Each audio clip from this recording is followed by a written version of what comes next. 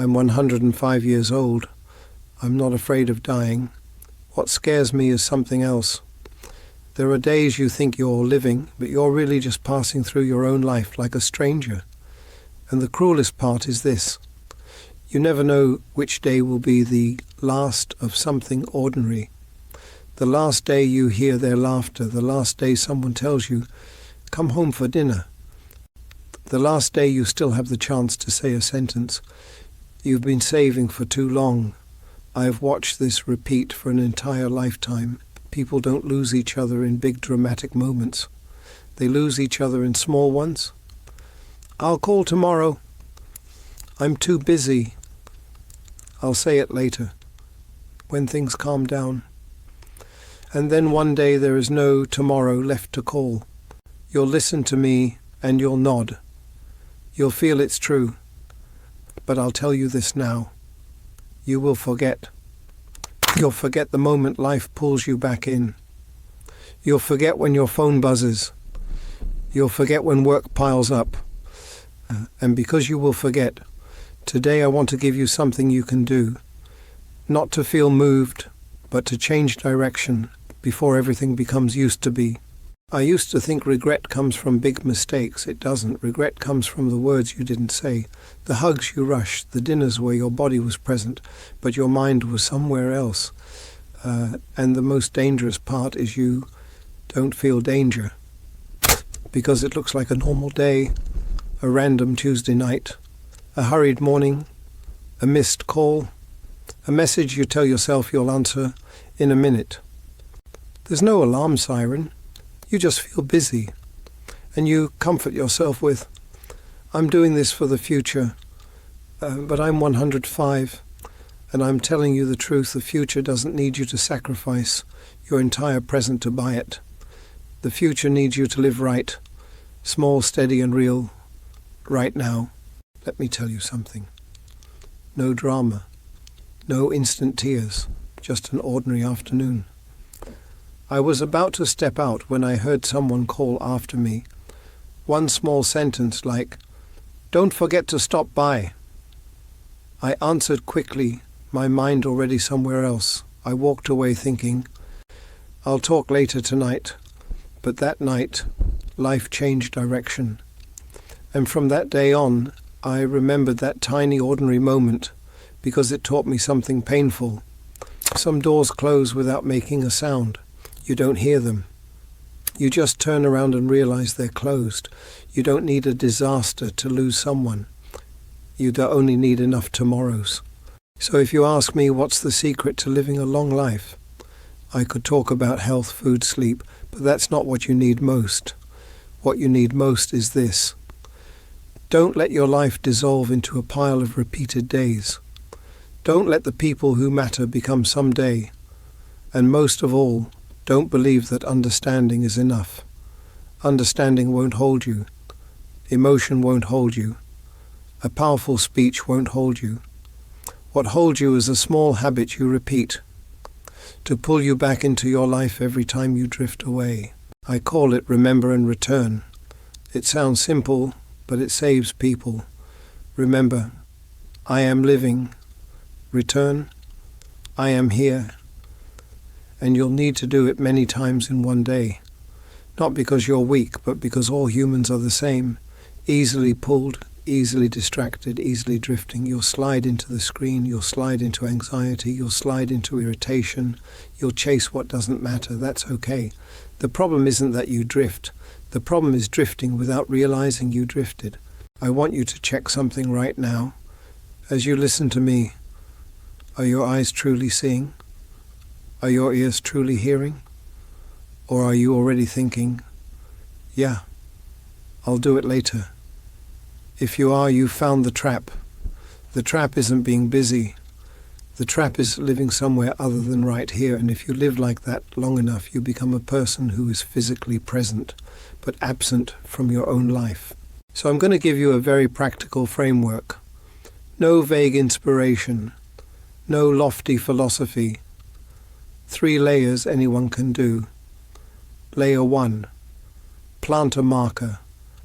Layer 2, touch a human. Layer 3. Lock the day. Layer 1. Plant a marker. You need a daily signal that reminds you to return. I use doorways. Every time I walk through a doorway, into my home, into a room, into a car, into a conversation, I pause for one beat, just one beat, and in my mind I say, this is a moment. Nothing more. That one beat is like pulling the handbrake before your car rolls downhill. It stops you from dragging a pile of noise into the place you're entering. You walk into the room like a new person. You walk into the conversation like someone who is present. You sit down at dinner like it matters, because it does. The things you remember later live at the dinner table, not in your inbox. You can plant your marker with something else, the phone notification sound, washing your hands, sitting down in a chair, turning on a light, opening your laptop. Choose one thing that happens many times a day, and every time it happens, do one small action. Exhale once and say silently, return. It will feel strange at first, but do it for 3 days and you'll notice a difference. You start moving slower without becoming lazy. You become clearer, softer, more real. Layer 2. Touch a human. This is the most painful part and the most saving part. Most regret doesn't come from not being successful. It comes from not being kind at the right time. You didn't say what needed to be said. You didn't listen deeply enough. You didn't hold the hug one extra beat. You assume next time, but next time isn't an appointment. It's just hope, and hope has no guarantee. So I made a rule. Every day, choose one person and give them 1 minute of real presence. Just 1 minute, but it has to be real. Not listening while glancing at a screen. Not replying while thinking of something else. 1 minute where you look at them and ask one simple question. Are you okay today? And then you stay quiet and listen. You'll be surprised. 1 minute like that can keep a relationship from quietly hollowing out. And there is one sentence I want you to remember. Love is not a feeling. Love is attention. Whatever you give your attention to, your life lives there. Give your attention to a screen. Your life ends up in a screen. Give your attention to the people you love, your life becomes deeper. Give your attention to small things that are real, and your life will have weight. Layer 3, lock the day. Before I sleep, I do something most people underestimate. I ask one question. Was I truly there for anyone today? If the answer is yes, I'm grateful. If the answer is no, I don't punish myself. I just admit it. I drifted. Then I choose one small action for tomorrow. Tomorrow I'll call that person. Tomorrow I'll eat one meal with no screen. Tomorrow I'll apologize for that sentence. You don't need a big plan. You need one small anchor so tomorrow doesn't become a copy of today. Because if tomorrow looks like today and today looks like yesterday, you are trading your life away without noticing. Now I want to talk about something that makes people lose each other faster than anything today. Distraction. It doesn't look like an enemy. It looks like entertainment, relaxation, a break. But it slowly eats your ability to be present. You sit next to someone you love while your mind is elsewhere. You hear an important story while your hand keeps scrolling. You think doing 2 things at once makes you efficient. I'm telling you the truth. Most of the time, doing 2 things at once means you lose both. You don't listen fully. You don't live fully. And then you call that normal. Yes, it's normal now.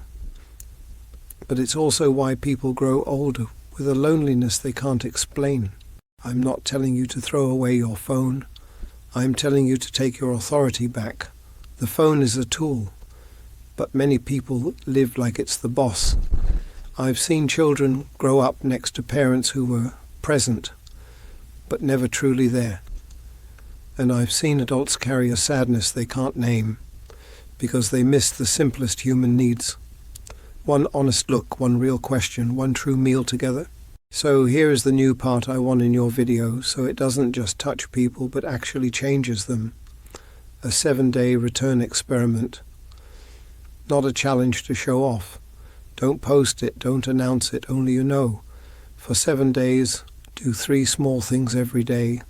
First, 10 minutes at the start of your day with no screen, just 10 minutes. Drink water, open a window, watch the light, hear the real sounds of your home, breathe slowly. The goal is not meditation. The goal is to tell your brain, I will not start my life already being pulled. Second, every day, send one true message to one person. 1 sentence is enough, but it must be real. For example, I thought of you. Thank you for that day. I'm sorry I went quiet. I want to see you this week. Don't wait for inspiration. Do it first, then the feeling follows. Third, before sleep, write or whisper one line, when did I return today? Just recall one moment. I paused at the doorway. I put my phone down when they spoke. That small moment is a win, because it proves you can still steer your life. You might ask, that's it? Yes, that's it. But do it honestly for 7 days, and you'll notice something. Life doesn't need to change through a shock. Life can change through small beats. And this matters. You don't need perfection. You just need to return a little more than yesterday. I also want to say something people rarely say out loud. Some relationships don't die from hatred. They die from neglect. Like a plant you forget to water, it doesn't die instantly. It fades slowly. And when you finally notice, you say, how did we get so distant? It wasn't sudden. It was the sum of hundreds of moments where you were present, but not present, hundreds of tomorrows, hundreds of whatever. And so sometimes the smallest, strongest act of love is simply this. Put the phone down when someone speaks. Look at them. Listen. Don't fix them. Don't lecture them. Just listen. Do that often enough, and warmth returns like fire returning to a kitchen.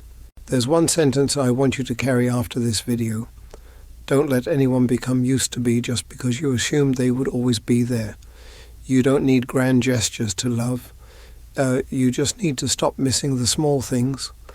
1 question, 1 hug, 1 call, 1 visit, 1 apology without excuses, 1 thank you without rushing. Those don't take much time, but they save you from years of regret. And now before I end, I want you to do one specific thing as soon as this video finishes. Don't promise me. Don't promise yourself. Just do it. Choose one person, the first name that appears in your mind when I say, don't wait, and send them 1 sentence right after you're done listening. 1 sentence. You don't need beautiful words. You need truth.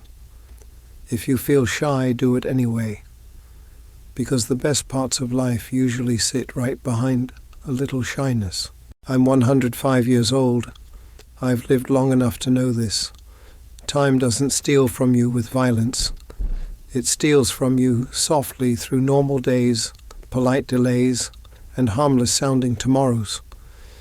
But tomorrow, added up, becomes a whole life you never truly lived. I don't want you to panic. I want you to wake up. And if you remember only one thing, remember this. You will forget. So you must create a way to return. 1 beat at the doorway. 1 minute of true presence with 1 person. 1 question before sleep. Remember and return. Remember and return. You don't need more time. You need more presence. And you don't have to wait for life to teach you through loss. You can learn now through the smallest thing. Make 1 call. Say 1 true sentence. Stay in the moment 1 beat longer.